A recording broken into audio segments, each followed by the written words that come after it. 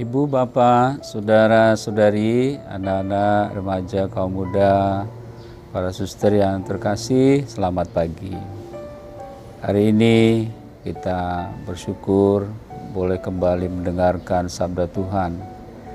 Dan dalam penuh syukur, pujian, dan terima kasih kepada Tuhan dalam sukacita, kita mau mendengarkan dari hari ini dari Injil Matius bab 15 ayat 21 sampai 28. Saudara-saudariku yang dikasihi Tuhan, hari ini Rabu 4 Agustus 2021, peringatan wajib Santo Yohanes Maria Vianney, imam, atau juga pelindung para imam. Kita akan mendengarkan Injil suci menurut Matius bab 15 ayat 21 sampai dengan 28. Pada suatu hari Yesus menyingkir ke daerah Tirus dan Sidon, maka datanglah seorang wanita Kanaan dari daerah itu dan berseru, "Kasihanilah aku ya Tuhan, anak Daud. Anakku perempuan kerasukan setan dan sangat menderita." Tetapi Yesus sama sekali tidak menjawab. Lalu para murid Yesus datang dan meminta kepadanya, "Suruhlah wanita itu pergi, sebab ia mengikuti kita sambil berteriak-teriak."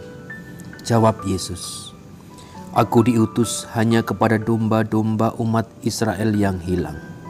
Tetapi wanita itu mendekat dan menyembah Dia sambil berkata, "Tuhan, tolonglah aku." Yesus menjawab, "Tidak patut mengambil roti yang disediakan bagi anak-anak dan melemparkannya kepada anjing." Kata wanita itu lagi, "Benar Tuhan, tetapi anjing-anjing pun makan remah-remah yang jatuh dari meja tuannya." Bersabdalah Yesus kepadanya, "Hai ibu, sungguh besar imanmu. Terjadilah bagimu seperti yang kau kehendaki." Dan seketika itu juga anaknya menjadi sembuh. Demikianlah sabda Tuhan. Terpujilah Kristus. Ibu, Bapak, Saudara dan Saudari, anak-anak terkasih, di bagian akhir dari Injil tadi, Yesus bersabda, berkata kepada seorang ibu dari Kanaan itu, "Hai ibu, sungguh besar imanmu." Bapak, Ibu, Saudara-saudari, anak-anak terkasih, Yesus memuji kebesaran iman wanita Kanaan itu. Kita merenungkan mengenai kebesaran iman. Belajar dari ibu ini dan juga dari Santo Yohanes Vianney yang hari ini kita peringati. Tapi juga kita belajar mungkin dari Santo Paulus ya. Sebenarnya apakah tanda-tanda kebesaran iman itu? Bapak, Ibu, Saudara-saudari, anak-anak terkasih, kalau kita mencari tahu mengenai makna kebesaran iman, iman berarti kita percaya. Nah, kata percaya itu bisa dalam kata benda ya percaya, orang ya percaya. Persoalan bahwa kemudian orang mengikuti atau tidak apa yang dipercaya itu lain cerita lagi ya. Tapi bahwa orang percaya begitu saja. Tapi bisa juga percaya menjadi kata benda, yaitu segala usaha, segala daya upaya untuk apa? Pertama-tama untuk tetap setia, untuk taat kepada apa yang dipercayai itu, untuk tetap berusaha mewujudkannya di dalam kehidupan kita sehari-hari.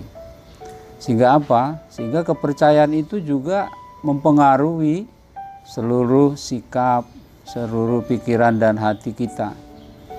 Percaya itu berdaya bagi kehidupan kita sebagai manusia. Nah, kalau kita mengatakan tentang segala usaha daya upaya, Dalam iman kita selalu diingatkan bahwa percaya itu juga ternyata isinya adalah suatu sikap atau disposisi batin yang bertobat, yang terus-menerus ingin mengarahkan hati kepada Tuhan. Jadi Bapak Ibu, saudara-saudari, anak-anak yang dikasihi Tuhan, iman yang besar itulah tanda-tandanya bahwa orang berani menyangkal diri, mengandalkan Tuhan, dan tidak mengandalkan diri sendiri. Berani juga untuk memikul salib. Karena seringkali orang kan bertanya ya, kok banyak penderitaan harus ini dan itu. Seringkali orang menempatkan diri sebagai kurban, bukan sebagai subjek yang memang memilih jalan keselamatan itu. Walaupun mesti seringkali tidak enak. Dan Bapak Ibu saudara-saudari, anak-anak yang dikasihi Tuhan, kemudian kita belajar dari orang Samaria, wanita Samaria itu. Di mana kebesaran imannya? Ya iya, dia seorang yang asing bagi Yesus dan para murid. Dia datang, bahkan ketika dia dihina, diejek, dia tidak mundur. Dia tetap menjawab sesuatu jawaban yang betul-betul menaruh harapannya kepada Yesus. Murid-murid mengusir dia, minta pada Yesus. Yesus usir dia itu, ikut kita terus gitu. Tapi Yesus tidak menyangkal murid-murid, tapi juga tidak menyangkal ibu itu. Dia mengatakan, aku datang untuk mencari domba-domba yang hilang dari bangsa Israel. Orang Kanaan itu juga adalah sebenarnya orang Israel juga, karena banyak orang Israel yang ke sana waktu itu. Dan juga ketika ibu itu memohon, Yesus mengatakan, oh nggak baik itu kalau memberi makanan kepada anjing. Dan perempuan itu mengatakan, iya benar Tuhan. Dia sadar betul itu bukan haknya dia, ya kan? Tetapi dia mengatakan, Tuhan Yesus, bahwa anjing-anjing pun makan dari remah-remah dari meja tuannya. Dan dia sikapnya adalah datang menyembah kepada Yesus. Nah, Bapak Ibu, saudara-saudari, bayangkan tuh kalau kita yang diperlakukan demikian, saya tidak tahu. Pasti paling tidak kita ngambek, kita sakit hati. Bahkan kita mungkin juga mengatakan, sombong bener, emang lu aja yang bisa, masih banyak orang lain gitu kan. Mungkin kita akan mencari yang lain juga. Nah, kalau belajar dari Santo Yohanes Vianney, dari cerita sejarahnya, kehidupannya, dia sebagai anak orang miskin, lalu juga dikatakan secara IQ dalam pendidikan dia bukan orang yang mampu. Tapi ketaatan, keinginannya untuk melayani Tuhan, menjadi seorang imam, itulah yang memberi kekuatan kepada. Dan dia tidak muluk-muluk, dia tidak mau menjadi apa ya gitu ya. Bahkan dia juga ditempatkan di paroki kecil yang ya tidak itu tidak dianggap gitu ya. Tapi dia sungguh-sungguh melayani Tuhan dimanapun. Dia juga tidak mau membuat sensasi yang besar. Dia setia menjalankan tugas pelayanannya, terutama sakramen pengakuan dosa, mendengarkan orang-orang yang datang kepadanya.